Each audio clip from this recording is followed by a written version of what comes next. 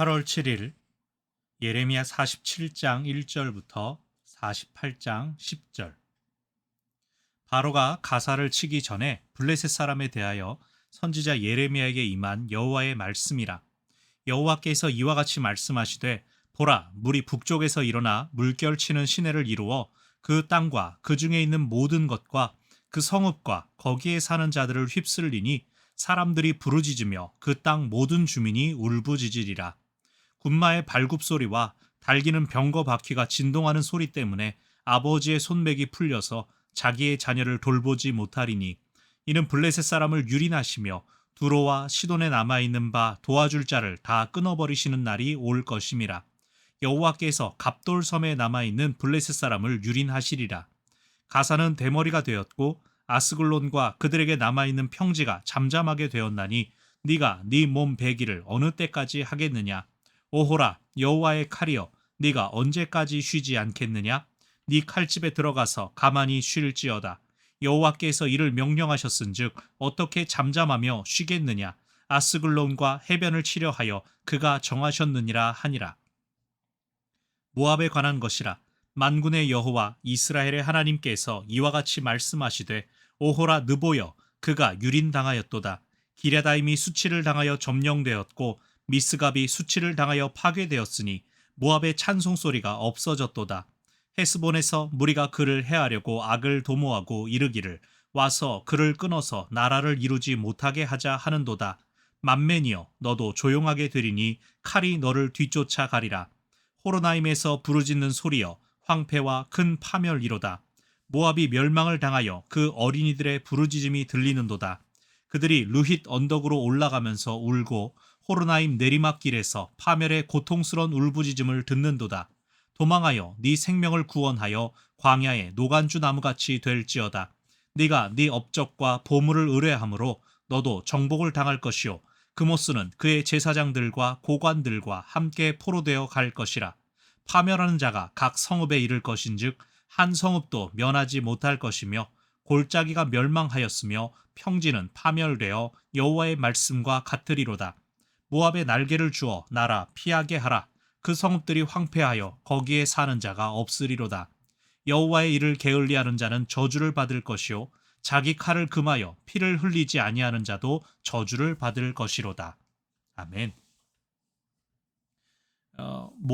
블레셋과 모압에 대한 신탁의 말씀, 멸망에 대한 말씀이죠. 블레셋에 대한 말씀이 이제 47장에 나오고 48장, 오늘 본문뿐 아니라 내일 본문까지 모압에 대한, 모레까지 계속 모압에 대하여 나타나게 됩니다. 모레까지가 아니라 토요일까지네요. 모압을 계속 이야기를 합니다.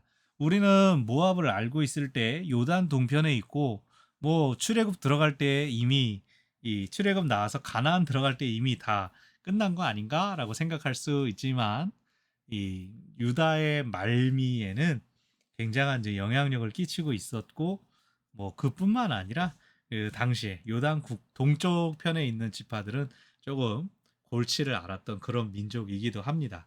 또 이 금오스 신이 본문 안에도 나오지만, 이 모압에서 섬기는 이 우상 때문에 이스라엘 민족들이 많이 미혹된 부분도 있거든요. 그래서 계속 블레셋과 모압에 대한 심판 역시 바벨론을 도구로 삼아서 이 그 땅을 싹 휩쓸어가는 그 내용들이 나오고 있습니다. 먼저 47장 블레셋에 대한 내용을 보면, 블레셋은 도시 국가 연합입니다. 일단 블레셋, 팔레스타인이라는 말이 블레셋이죠. 해변에 있는 5개의 주요 도시들을 중심으로 하고 있는 이 블레셋은 이스라엘 왕국이 세워지기 전부터 이스라엘 민족의 대적으로서 이야기됩니다. 제일 유명한 게 이제 사사기에 나오는 삼손 같은 경우가 블레셋 사람들, 유다 지파가 너무 블레셋 지파가 힘들게 하니까, 야 그냥 삼손 데려가라, 막 자기들이 잡아다가 넘겨주려고 하고 그럴 정도였죠. 뭐 엘리 제사장 때는 뭐 아예 언약궤가 뺏기기도 하고요. 그거 사람이 못 찾아오고 하나님께서 직접 개입하셔서 돌아오게끔 했습니다. 블레셋과의 악연 자체도 엄청나게 길었죠. 1절에서 바로가 가사를 치기 전에 라는 나와 있습니다. 그러면 애굽의 바로가 올라와서 가자죠. 지금의 가자입니다. 그 도시를 쳤다라고 하는 건데 사실 역사에서는 그건 정확히 나오진 않아요. 그러니까 이것이 어떤 사건을 정확히 언급하는지는 모르지만 중요하진 않습니다. 대충 주전 6세기쯤 애굽도 나름 바벨론에 의해서 눌리기 전까지 아수르가 약해지던 그때에 이 팔레스타인 지방으로 가나안 지방으로 패권을 펼치려고 했던 때가 있었기 때문에 그런 배경으로 생각했을 때에 2절 여호와께서 말씀하시되 물이 북쪽에서 일어나서 물결치는 시내를 이루어 땅과 모든 것과 성읍과 사람들을 휩쓸어 갈 것이다. 북쪽에서 일어난 물, 당연히 북에서 내려오는 바벨론을 이야기하는 것입니다. 그러한 물과 같은 휩쓸음 때문에 사람들이 부르짖고 3절 군마들의 발굽소리, 달리는 병거 바퀴 진동 소리 때문에 아버지의 손맥이 풀려서 자녀를 돌보지 못한답니다. 어느 부모가 자녀의 손 꼭 잡고 끌어안고 절대 안 놓치죠. 근데 너무나 이 쳐들어오는 소리들이 대군의 그 소리 때문에 아버지가 힘이 풀릴 정도다라고 하는 거예요. 블레셋 사람들 유린하며 두로와 시돈 저기 북쪽에 있는 그들을 도와줄 만한 사람들까지도 다 끊어지게 될 것이다. 섬, 이 갑돌섬은 이 키프로스 섬, 떨어져 있는 섬인데도 남아있는 자까지도 유린하실 것이다. 여기 5절, 6절에서 세 가지 표현이 나옵니다. 애도에 대한 표현입니다. 첫 번째, 대머리가 되었다. 머리를 밀고 슬픔을 표현하는 그런 표현. 그리고 5절 끝에 네가 네 몸 배기를 어느 때까지 하느냐. 몸에 상처를 내는 것은 바알 종교의 풍습이기도 하면서 또 한번 깊은 애도의 표현으로도 고대에는 있었습니다. 근데 사람은 계속 죽고 사람 나라가 더 이상 남지 않는데 언제까지 애도하고 있을래? 라고 하는 거예요. 6절에 오호라라고 하는 이 탄성이 여호와의 칼이여라고 부르는 것과 연결되어 있지만 사실 이것도 애도하는 탄식 소리로 앞에 붙어 있는 겁니다. 언제 몸 베기를 언제까지 쉬지 않겠느냐? 어허 하면서 이게 다 애도의 표현입니다. 그 여호와의 칼이 쉬지 않고 그들을 유린함으로 인한 슬픔이 블레셋에 아주 충만할 것이다. 7절 여호와께서 명령하셨는데 어떻게 여호와의 칼이 멈출 수 있겠느냐? 멈추라 하실 때까지는 멈추지 않고 그들을 친다라고 합니다. 그리고 48장은 모압에 대한 내용입니다. 여기 1절에 느보, 기랴다임, 미스가 뭐 여러 도시들이 다 나오는데 하나님 앞에 견딜 수 있는 땅이 없는 것이죠.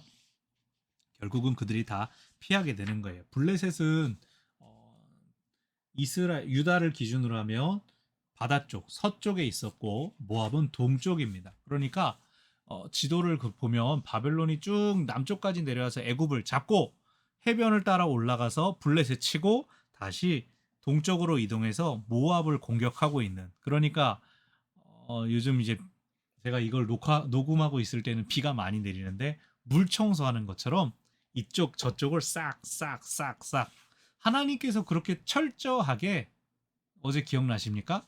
유다가 의지할 만한 그 모든 것들을 쓸어 버리신다는 거예요. 그것이 혹은 블레셋처럼 오랜 악연들까지도 똑같이 쓸어 버린다. 계속해서 하나님의 주권을 강조하는 말씀들이 여기 나오고 있는 겁니다. 2절 모압의 찬송 소리가 이제 다 끊어졌다. 더 이상 자신들을 기뻐하는 말들, 높이는 말들, 자랑하는 말들이 더 이상 높을 수가 없다. 오히려 높은 소리는 무엇이냐? 4절에 모압이 멸망을 당하여 어린이들의 부르짖음이 들린다. 슬픔의 소리, 고통과 탄식의 소리, 울부짖음만이 모압에 가득하게 된다. 6절 도망하여 생명을 구원하여 광야에 노간주 나무같이 되어라.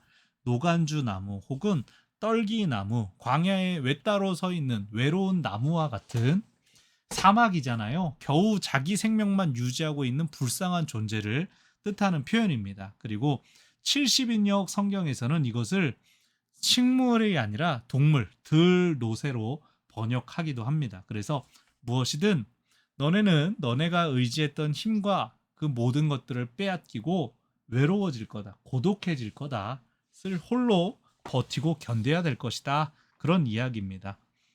8절 파멸하는 자가 성읍에 이를 것인즉 한 성읍도 면하지 못할 것이다 라고 하여서 철저한 심판 파괴가 있을 것입니다. 근데 그 이유가 앞서 7절에 나옵니다. 네가 네 업적과 보물을 의지했지. 네가 네 손에 있는 것들이 너를 구원할 것이라고 생각했지. 하지만 너도 정복당하고 그모스, 여기에 모압이 섬기던 신이 나옵니다. 그모스는 그의 제사장들, 그를 예배하던 제사장들과 모압의 고관들과 함께 포로돼 갈 것이다. 우상인데 마치 이제 이 의인화해서 조롱하는 표현이에요. 우상이 무에 매여서 끌려가고 있으면 끌고 가는 사람이 바보죠. 근데 너네가 그토록 의지했던 그모스 아무 도움도 못 주고 아무 힘도 없다. 그것을 이야기하는 겁니다. 9절 모압에 날개를 주어서 날아서 피하게 하라. 이 땅에선 도저히 너네가 도망갈 수 없으니 혹시 하늘로 솟아올라 봐라. 그러면 피할 수 있겠냐? 이것도 조롱의 표현입니다. 10절 아주 무섭게 여호와의 일을 게을리하는 자는 저주를 받을 것이다 라고 하여서 지금 이 모압을 심판하는 일이 여호와의 일인데 심판의 도구야. 너 부지런히 해라. 바삐 해라 라고 그렇게 이해할 수 있고요. 또 한편으로 이 절만 띄워놓고 생각을 한다면 모압은 7절과 비교해서 자기 업적만 자기 잘할 그것만 붙잡고 있었지 여호와의 일은 게을리하고 있었다라고도 볼 수가 있습니다. 하나님을 의지하지 않던 주변 나라들이 그토록 오랜 시간 이스라엘 왕국이 쭉 살아가는 그 오랜 시간 이스라엘이 하나님을 섬기는 것을 알고 있었으면서도 하나님을 받아들이지도 않고 하나님을 인정하지도 않았고 결국 그 끝은 두려운 심판밖에 없다. 멈추지도 않고 그 심판의 칼을 피할 수도 없다라는 이야기를 거듭 반복하고 있습니다. 그래서 이 심판의 두려운 하나님께서 보여주시는 메시지는 무엇입니까? 하나님을 기억하라는 겁니다. 하나님께서 당신을 의지하지 않고 자기 힘과 능력을 의지하는 자들을 신이 꺾으신다는 겁니다. 우리 믿는 사람들은 우린 절대 그렇게 하지 않어 라고 생각하지만 우리도 때로는 내 힘, 내 업적, 내가 이룬 것들, 나를 주어로 놓는 것 자체가 하나님의 어떤 자리, 영광을 탐하는 것, 빼앗는 것이 될 수 있음을 늘 기억하면서 하나님 앞에 겸손해야 할 것입니다. 이번 주 한 주 내내 이방 나라들에 대한 심판, 하나님의 주권이 계속 거듭 반복적으로 강조됩니다.